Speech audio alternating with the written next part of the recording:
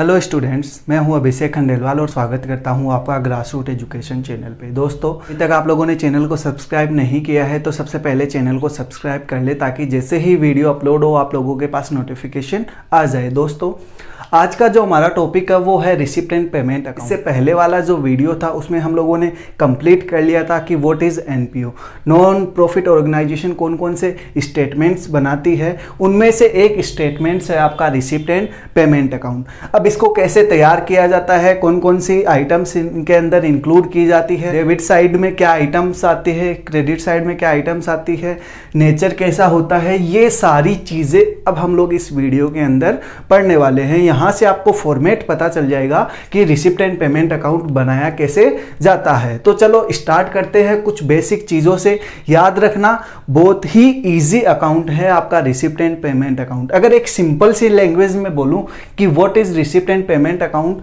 तो जो रिसिप्ट है और जो पेमेंट है उन्हीं को हम लोग कहाँ दिखाते हैं, रिसिप्ट एंड पेमेंट अकाउंट। जो रिसिप्ट है उसको हम लोग दिखाते हैं आपकी डेबिट साइड के अंदर और जो पेमेंट है उसको हम लोग दिखाते हैं क्रेडिट साइड। अगर आप लोगों को याद है तो मैंने आप लोगों को बताए थे कि जो एनपीओ के द्वारा कौन कौन से अकाउंट मेंटेन किए जाते हैं। तो कैश बुक मेंटेन की जाती है। तो याद रखना, ये जो आपका अकाउंट है रिसिप्ट एंड पेमेंट अकाउंट, ये समरी होती है कैश बुक की। देखो, पहला पॉइंट मैंने लिख रखा है, it is summary of cash book.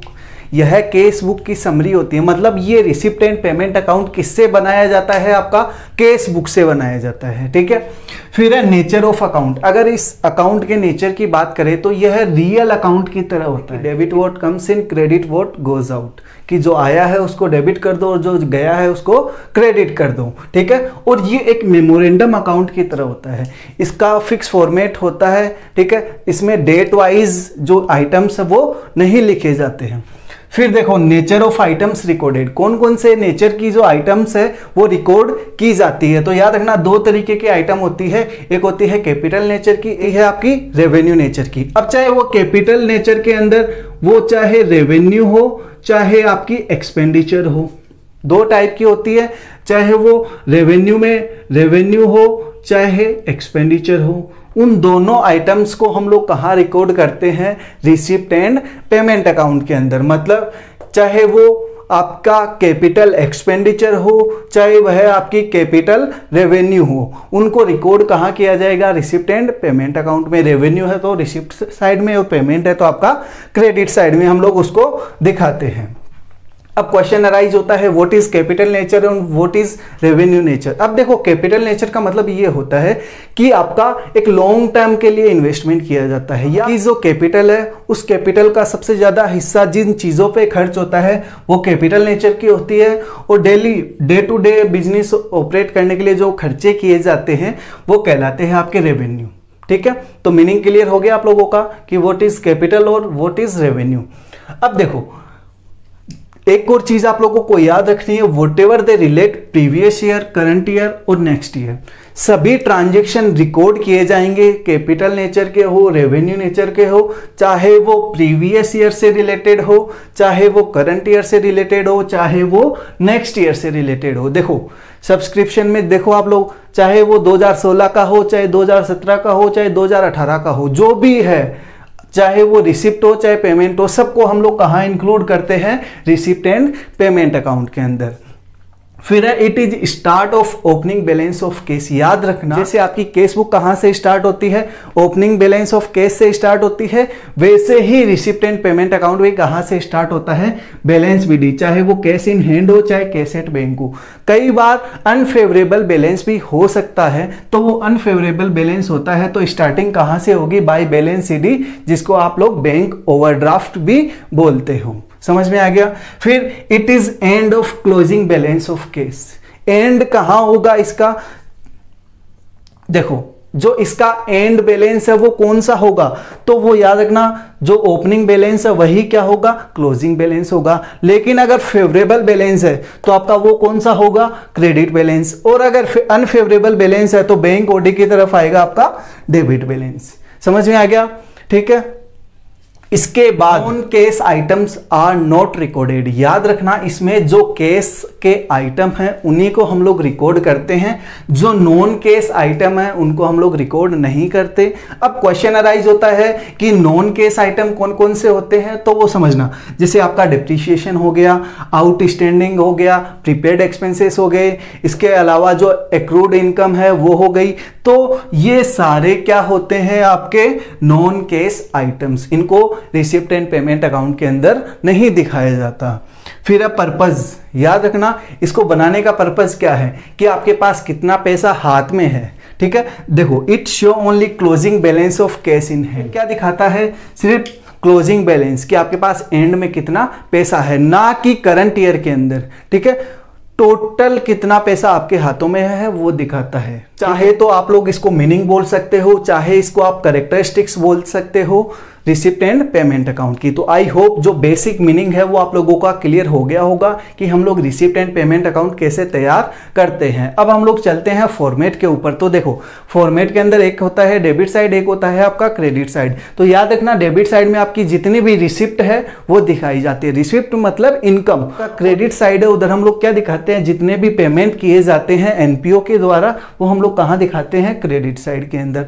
अब देखो, रिसिप्ट साइड के अंदर कौन कौन से आइटम्स आते हैं उन सबको मैं एक बार बता देता हूं। ठीक है, सबसे पहले आपका मैंने बताया था स्टार्ट कहां से होता है, ओपनिंग बैलेंस से, चाहे वो कैश इन हैंड हो चाहे कैश एट बैंक हो। फिर इसके बाद सब्सक्रिप्शन से। देखो, सब्सक्रिप्शन एक इनकम होती है, सब्सक्रिप्शन को बोला जाता है आपका चंदा, चाहे वो कोई से भी साल का हो। ठीक है, वो हम लोग रिकॉर्ड करते हैं रिसिप्ट। क्यों? क्योंकि यह इनकम होती है एनपीओ की। डोनेशन भी इनकम होती है। To sale of scrap and other items, या न्यूज़पेपर वगैरह, मैगजीन वगैरह, इन सबको सेल आउट कर दिया तो उनको बेचने से क्या आएगा, पैसा आएगा। तो इसको हम लोग कहाँ दिखाएंगे, रिसिप्ट के अंदर। फिर है टू इंटरेस्ट ऑन एफडी, हम लोगों ने एफडी करवा रखी है, उसके ऊपर ब्याज मिला तो इंटरेस्ट मिला तो वो हमारी क्या है, रिसिप्ट है, हम लोगों ने इसको यहाँ दिखा दिया। फिर है to interest on saving bank account, हम लोगों ने सेविंग बैंक अकाउंट खुलवा रखा है तो उसके ऊपर इंटरेस्ट मिला तो वो भी हमारी क्या है, इनकम है, तो हम लोग उसको कहाँ दिखाएंगे, रिसिप्ट के अंदर। To proceed from sale of tickets, अगर हम लोग कुछ स्पोर्ट्स एक्टिविटीज करवाते हैं तो जो टिकट सेल करने से जो पैसा आएगा वो भी हम लोग कहाँ दिखाएंगे, रिसिप्ट में। क्यों? क्योंकि वो इनकम है। फिर है टू ग्रांट्स इन एड, अगर गवर्नमेंट की तरफ से हम लोगों को कोई ग्रांट वगैरह मिलती है, ठीक है, तो वो भी इनकम है और इनकम को हम लोग कहाँ दिखाएंगे, रिसिप्ट के अंदर। फिर है to sale of assets and investment, कोई भी एसेट्स या इन्वेस्टमेंट हम लोगों ने सेल कर दी तो सेल करने से पैसा आएगा, तो ये कौन सी हो गई, आपकी रिसिप्ट हो गई। फिर है टू लाइफ मेंबरशिप फीस, देखो जब भी कोई मेंबर बनता है तो सबसे पहले उससे एलएमएफ ली जाती है, मतलब लाइफ मेंबरशिप फीस उससे ली जाती है, तो वो उसकी क्या हो गई, इनकम हो गई, तो इसको हम लोग कहाँ, रिसिप्ट के अंदर। फिर है टू लेगेसीज, जो भी आपकी लेगेसी है उसको हम लोग कहाँ दिखाएंगे, रिसिप्ट साइड के अंदर। To entrance fees, to admission fees, तो इन सब को भी हम लोग कहाँ दिखाएंगे, रिसिप्ट के अंदर। क्यों? क्योंकि यह इनकम है। फिर है टू रेंट, याद रखना ये टू रेंट इधर भी आएगा, रेंट उधर भी आएगा, लेकिन यहां रेंट रिसीव होगा और वहां रेंट पेड होगा, क्योंकि पेड मतलब पेमेंट किया है, तो अगर पेड लिखा हुआ है तो वो पेमेंट साइड में आप लोग इंक्लूड कर दोगे। फिर है टू टूर्नामेंट फंड, अगर टूर्नामेंट के लिए कोई फंड मिला है तो वो भी आपकी क्या है, इनकम है। तो क्या समझ में आया, आपकी जो भी इनकम है, चाहे वो कैपिटल नेचर की हो चाहे वो रेवेन्यू नेचर की हो, वो सारी इंक्लूड कहां की जाएगी, रिसिप्ट साइड की तरफ। आई होप जो डीआर साइड है वो आप लोगों को समझ में आ गया होगा कि जितनी भी रिसिप्ट है, चाहे वो करंट ईयर से रिलेटेड हो, प्रीवियस ईयर से रिलेटेड हो, चाहे वो नेक्स्ट ईयर से रिलेटेड हो, ठीक है, उनको हम लोग कहाँ इंक्लूड करते हैं, डेबिट साइड के अंदर। अब हम लोग पेमेंट्स की तरफ चलते हैं, तो पेमेंट की तरफ देखो सीआर साइड के अंदर कौन कौन से आइटम्स रिकॉर्ड किए जाते हैं, याद रखना, चाहे वो कैपिटल नेचर के हो चाहे रेवेन्यू नेचर के हो, चाहे वो करंट ईयर से रिलेटेड हो, प्रीवियस ईयर से रिलेटेड हो, चाहे नेक्स्ट ईयर से रिलेटेड हो, सब आइटम कहां रिकॉर्ड किए जाते हैं, इधर सीआर साइड की तरफ। कौन कौन से, देखो बाय बैलेंस शीट, अगर अनफेवरेबल बैलेंस है तो किधर आएगा आपका, सीआर साइड की तरफ। By wages and salaries, wages और सैलरी पेड की है तो पेड मतलब पेमेंट किया है तो वो उधर की तरफ आएगी। Bye rent, rate and taxes, ये सारी चीजें क्या होती है, पेड करनी होती है, इसीलिए पेमेंट के अंदर आती है। बाय इंश्योरेंस, इंश्योरेंस करवा रखा है तो पैसा देना होता है तो वो आपका पेमेंट है, तो कहाँ रिकॉर्ड होगा, सीआर साइड की तरफ। फिर है by printing, stationery and postage, आपका जो प्रिंटिंग के ऊपर जो पैसा खर्च हो रहा है, स्टेशनरी के ऊपर पैसा खर्च हो रहा है, तो ये सब के लिए क्या करना पड़ता है, आपको पेमेंट करना पड़ता है, तो ये सीआर साइड की तरफ रिकॉर्ड होगी। एडवर्टाइजमेंट, ये भी एक एक्सपेंडिचर है, तो कहां रिकॉर्ड होगा, पेमेंट्स की तरफ। फिर बाई होने, जैसे कोई डॉक्टर वगैरह को हम लोग दिखाते हैं तो उसके लिए हम लोगों को फीस वगैरह जो देनी पड़ती है वो आपका होनेरियम कहलाता है, ठीक है। तो ये एक तरीके का पेमेंट है, तो उसको भी हम लोग कहां दिखाते हैं, पेमेंट या सीआर साइड की तरफ। बाय टेलीफोन एक्सपेंडिचर, नाम से पता चल गया कि इसका पेमेंट करना पड़ेगा। बाय अपकीप ऑफ ग्राउंड या अपकीप ऑफ फील्ड, मतलब ग्राउंड को बनाए रखने के लिए जो एक्सपेंडिचर किया जाता है वो भी एक तरीके का पेमेंट है। फिर है बाय रिपेयर्स एंड रिन्यू, भाई अगर कोई चीज रिपेयर करवाओगे, रिन्यू करवाओगे तो उसके ऊपर भी पैसा लगेगा, तो वो पेमेंट के अंदर रिकॉर्ड होगा।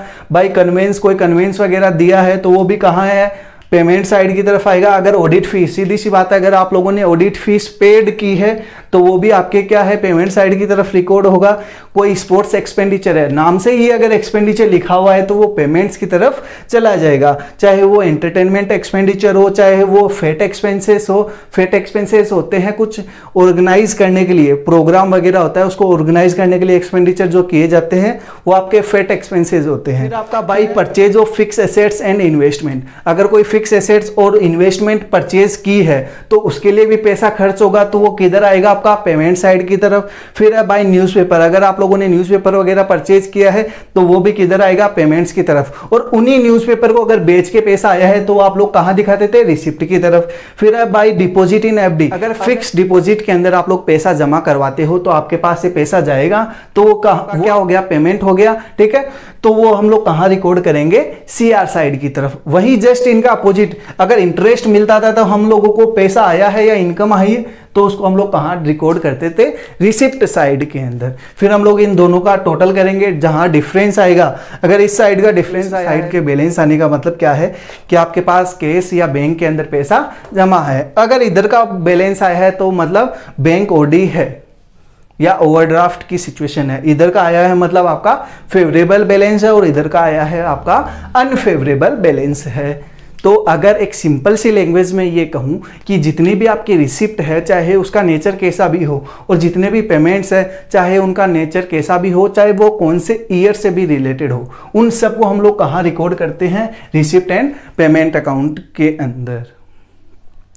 समझ में क्या आया ये भाई, आपको कैश बुक से क्या बनानी है, रिसिप्ट एंड पेमेंट अकाउंट बनाना है। तो आई होप जो रिसिप्ट एंड पेमेंट अकाउंट का फॉर्मेट है और कुछ जो बेसिक कैरेक्टरिस्टिक्स है वो आप लोगों को समझ में आ गई। भी अगर कोई डाउट रहता है तो आप हमें कमेंट के माध्यम से पूछ सकते हैं। सब्सक्रिप्शन की कैलकुलेशन कैसे होती है, डोनेशन की कैसे होती है, ठीक है, एलएमएफ की कैलकुलेशन कैसे होती है, लेगेसीज की, एंट्रेंस फीस की, इन सब की कैलकुलेशन कैसे होती है, इन सारी आइटम्स की कैलकुलेशन हम लोग अलग से एक पार्ट के अंदर कैलकुलेशन करना सीख। इसके नोट्स के लिए हमें आप इंस्टाग्राम पे भी फॉलो कर सकते हैं, हमारी इंस्टाग्राम आईडी है ग्रासरूट एजुकेशन। तो अगर दोस्तों आप लोगों को वीडियो अच्छा लगा हो तो वीडियो को लाइक करें, चैनल को सब्सक्राइब करें और दोस्तों के साथ शेयर जरूर करें। Thank you.